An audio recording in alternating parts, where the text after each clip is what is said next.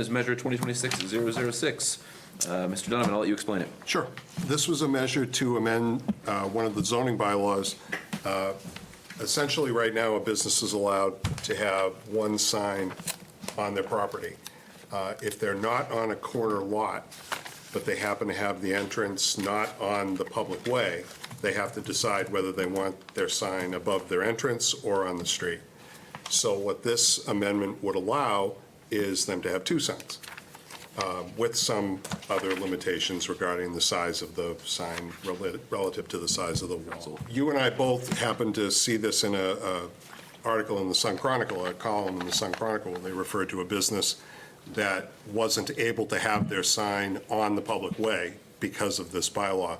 And in speaking with the council president, we were like, well, that seems like an easy one to fix, so why don't we take a crack at it? And so this is our attempt at fixing it.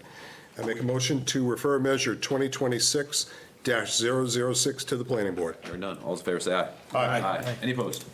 Any abstentions? That passes 9-0. This measure and what we discussed with bylaw was a plan to sell the Allen Avenue property. We were not able to come to an agreement with conservation, and they want to maintain, oversight of that piece of property. We're okay with that. So what we did is we're coming back and we're asking to change the current zoning, which is R20 to C60. And if we do this and it's rezoned, what we're looking for is developers to be able to give us options on how that property might be utilized in the future for the benefit of the town.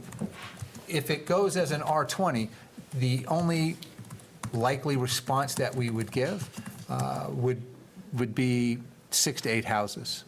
If you open it to something else, developers might be able to offer us something we had never considered that might be beneficial to the town. We're the owners of the property. We can't be 40B'd on this because we own the property. Then I make a motion to refer measure 2026-011 to the Economic Development Subcommittee. Second. Got a motion, Mr. Donovan, a second, Mr. Costello, to refer to the Economic Growth and Sustainability Committee. Is there any further discussion on the referral? Yeah, just to be clear for the sake of the council and the public, I don't intend to call that committee together until after we hear back from the planning board. All those in favor say aye. Aye. Any opposed?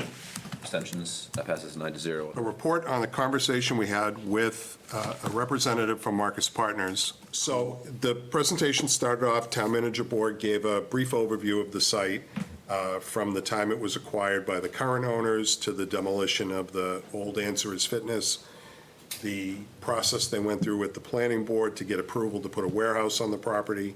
When that basically fell through and they weren't able to build a warehouse there, Marcus Partners came to them with a proposal to do an apartment complex. At this point, what she showed us was only a concept.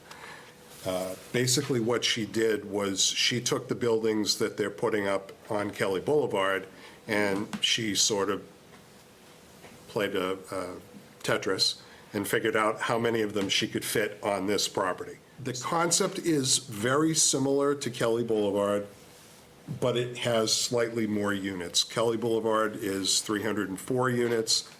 Their current projection is this would be 366 units. It would be 50% one-bedroom units, 43% two-bedroom units, and 7% three-bedroom units. All of the members of the subcommittee impressed on them that they need to come back, if this became a concrete proposal, with hard data